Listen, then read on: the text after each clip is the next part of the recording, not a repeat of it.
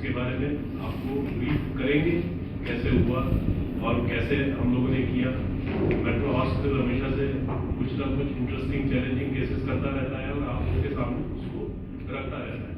तो मैं आप लोगों का स्वागत करता हूँ आज की इस प्रेस कॉन्फ्रेंस में। जिस तरीके से हम लोगों ने सर्जरी की और जो टेक्निक एनेस्थीसिया ने इस्तेमाल की वो रही है, तो आमूमन जैसे ब्रेन सर्जरी होती है तो क्या आप लोगों का मानना होता है कि किसी की ब्रेन सर्जरी हो रही है, किसी की ब्रेन में ट्यूमर है, तो मरीज ऑपरेशन के बाद कैसा मिलेगा, इमीडिएट बाद कैसा सोचते हैं आप लोग?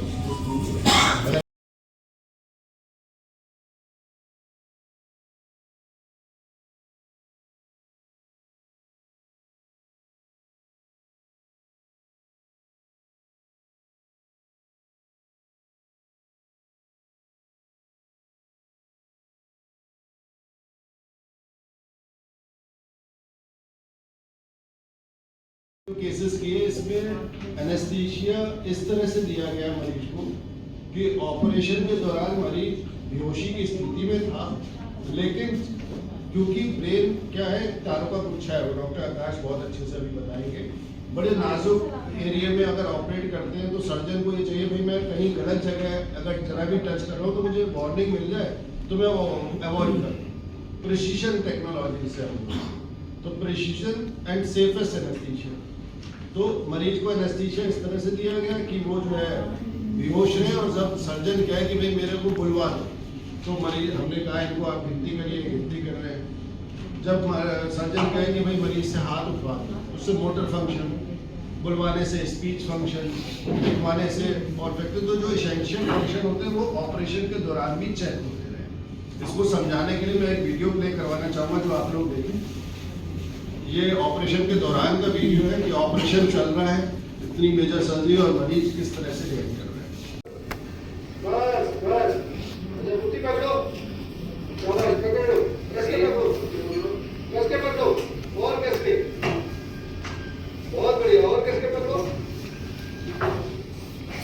उषा आगे खोलो, जीभ दिखाओ, मुंह खोलो, जीभ बाहर निकालो, जीभ बाहर करो, ये उंगली हिलाओ, ये वाले हाथ की उंगली हिलाओ, बहुत अच्छे, वो वाला हाथ निकालो,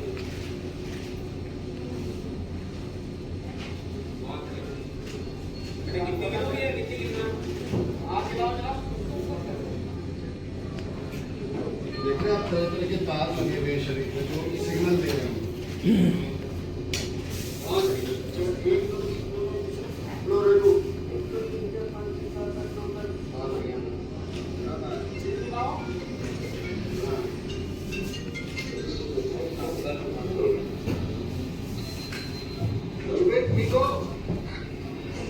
गिनती बोलो, 1 2 3 4 10 तक बोलो,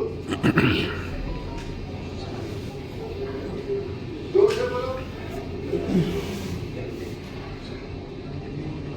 आगे खोलो, आगे खोलो, दोनों आगे खोलो,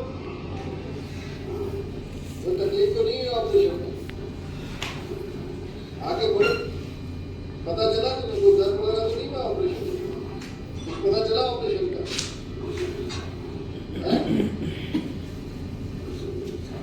ऑपरेशन खत्म हो गया, ठीक हो? For giving us the opportunity so that हम लोग वो केसेस यहाँ कर पाए, जो कि एक गोल्ड स्टैंडर्ड है। अब नोएडा में, ग्रेटर नोएडा और गाजियाबाद में ऐसे कोई केसेस कर नहीं रहा। आपने पहले कभी देखे होंगे ऐसे केसेस जो कि बीच में न्यूज़ में आते हैं, जैसे कि एम्स में केसेस ऐसे हुए बीच में न्यूज़ में आए, या फिर आपने बाहर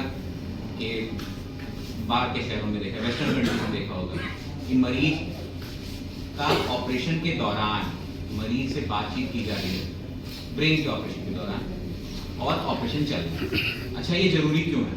क्योंकि ब्रेन को अगर आप एज सच इंटरप्रेट, तो हमको बहुत आइडिया होता है कि ब्रेन के कौन से पार्ट कौन से फंक्शन करते हैं, कौन सा काम करते हैं, मगर ऐसे तो लिखा नहीं होता ये काम करता है, ये वो काम करता है।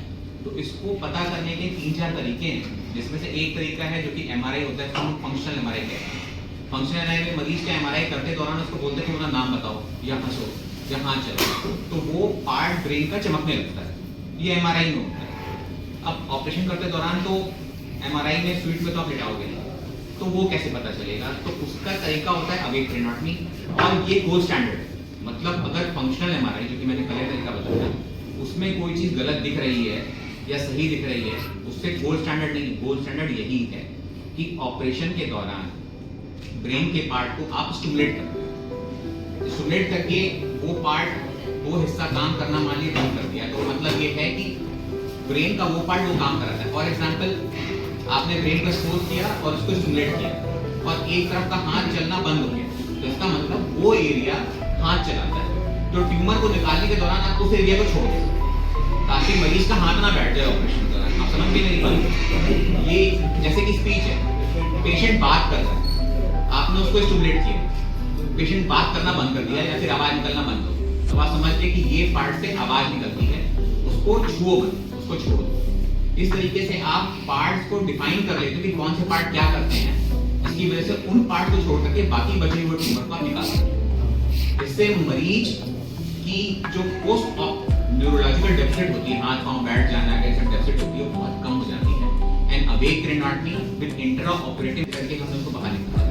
तो ये बहुत एक नई तकनीक है, इवॉल्विंग टेक्निक है, जिसको हमने मेट्रो हॉस्पिटल में अडॉप्ट बहुत जल्दी किया, क्योंकि अभी बेसिकली कई सारे सेंटर्स अवॉइड कर रहे हैं इसको स्टेप पे लेकर। देखो, मेट्रो हॉस्पिटल में हमेशा बहुत साल हो गए, हम हमेशा इतनी नई टेक्नोलॉजी आती है, जिस फील्ड में भी आती है, हम हमेशा हमारी कोशिश रहती है कि हम उसको अडॉप्ट करें, और ऑब्वियसली पेशेंट के बेनिफिट के लिए ही बेटर होती है नई टेक्नोलॉजी, और वो हम अडॉप्ट करते रहते हैं। चाहे हमारी ब्रेन की सर्जरी हो, चाहे हमारी ऑर्थो की सर्जरी हो, ऑब्वियसली रोबोटिक सर्जरीज भी आई तो उसके लिए भी हम लोग आगे जाएंगे। तो ये सब भी ऐसे चरण में है कि जो अभी स्टार्टिंग हुई है, जब वेल डेवलप हो जाएगी ऑब्वियसली हर हॉस्पिटल उसको अडॉप्ट करेगा धीरे धीरे। हमारी कोशिश वही रहती है, एंड रिजल्ट हमारा पेशेंट अगर खुश है और पेशेंट ठीक है तो वही हमारी सबसे बड़ी चीज होती है। तो हमारी कोशिश उसमें अभी तक लगातार बनी रहेगी, और हर फील्ड में हम नई से नई चीज लेकर आएंगे ताकि पेशेंट उससे बेनिफिट उठा पाए। और ये पूरे मेट्रो ग्रुप में होता है, चाहे हमारा एनसीआर रीजन है, जितने भी हमारे सेंटर्स हैं, सब में हमारे धीरे धीरे करके सभी में ये सब चीजें अब आनी शुरू हो जाएगी। वो कुछ ऐसा नहीं होता कि नॉर्मल एमआरआई करा रहे हैं तो उसमें आ जाता है, ऐसा नहीं। मगर उसमें और इसमें अंतर है, बिकॉज जो हम कर रहे हैं that is the gold standard. मतलब अगर मान लीजिए उसमें कुछ गड़बड़ आता भी है और हमने ऑपरेशन के दौरान पा लिया कि नहीं, उसमें जो दिख रहा है वो पार्ट ब्रेन का स्पीच के लिए काम करता है, और हमने इंट्राऑपरेटिवली में देखा कि नहीं वो पार्ट ब्रेन का आवाज के लिए काम नहीं करता, तो हम इसको निकाल सकते हैं। मतलब ज्यादा अच्छी तकनीक फंक्शनल ये इंट्राऑपरेटिव अवेक घंटे का रहता है। और ट्यूमर तो बहुत बड़े बड़े ट्यूमर थे, मतलब आप समझ लीजिए एक पार्ट जो हमने रिसेंटली ऑपरेट किया है, पेशेंट हमारे क्लासमेट है, तो पूरा इंसुला ही इन्वॉल्व था। स्टेज क्या थी सर? क्या करें? स्टेज क्या थी इसकी? ट्यूमर की पूछ रहे हैं, ट्यूमर की मतलब ट्यूमर की स्टेज आप मान लो 3 ट्यूमर की वैसे बड़ी बड़ी चार स्टेजेस होती हैं। अगर हम ग्लाइकोमा की बात करें तो इनकी 2 और 3 की स्टेज की वैसे साइज के अनुसार तो बहुत बढ़ाना मुश्किल है, आपको समझाना मुश्किल है, मगर वो जो पार्ट है ब्रेन का, वो क्या साइज है ट्यूमर का? ट्यूमर का साइज लगभग आप समझ लो पूरा इंसुला, मतलब ब्रेन के सबसे, हाँ ब्रेन का जो नीचे वाला पार्ट है ना, जो इंपॉर्टेंट पार्ट है, वो सारा इन्वॉल्व था। और सबसे इंपॉर्टेंट चीज है कि जो ब्रेन में खून जो लेकर के जाती है नसें, वो भी ट्यूमर के अंदर थी और क्रॉस कर रही थी। अच्छा, इसमें भी अवेक क्रेनाटमी काम कैसे करती है? जैसे मान लीजिए आपने ऑपरेशन कर रहे हैं और खून की नस को मान लीजिए बंद हो गई, काम करना बंद कर दी, या किसी तरीके से ब्लीडिंग हो गई, तो अगर मान लीजिए वो किसी जरूरी हिस्से को, मान लो हाथ के पार्ट को सप्लाई कर रही है खून की नस, हाथ काम करना बंद कर देता है, मगर क्योंकि पेशेंट होश में है और उसका हाथ चल रहा है, तो मैं ये समझ सकता हूँ कि वो जो ब्रेन से जो ब्लीडिंग हो रही है वो उतनी जरूरी नहीं है, मैं आगे ऑपरेशन को कैरी फॉरवर्ड कर सकता हूँ, आगे ऑपरेशन चला सकता हूँ। आप समझ गए मेरी बात? सर, इसमें आपने जैसे बोला कि ब्रेन के अलग अलग पार्ट्स में अलग अलग सिग्नल आते हैं, हाँ, हाँ। अलग अलग बॉडी, तो सभी मतलब कि अलग अलग लोगों के अलग अलग जगहों पे सिग्नल होते हैं कि सबका ऑलमोस्ट सेम ही होता है? देखिए 50 to 60% सेम रहता है, मगर वेरिएशन जैसे मान लीजिए सबकी उंगलियों की फिंगरप्रिंट एक बराबर नहीं होते, वैसे सारे पेशेंट का अलग अलग होता है। नॉर्मली क्या सिम्टम्स रहते हैं जो पता चले कि ब्रेन ट्यूमर बन रहा है? नॉर्मली क्या सिम्टम्स रहते हैं, कैसे पता चलता है? देखिए सर दर्द हो सकता है, दौरे पड़ सकते हैं, ये तो नॉर्मल सिम्टम्स हैं। नॉर्मल। तो फिर कैसे पता चलता है कि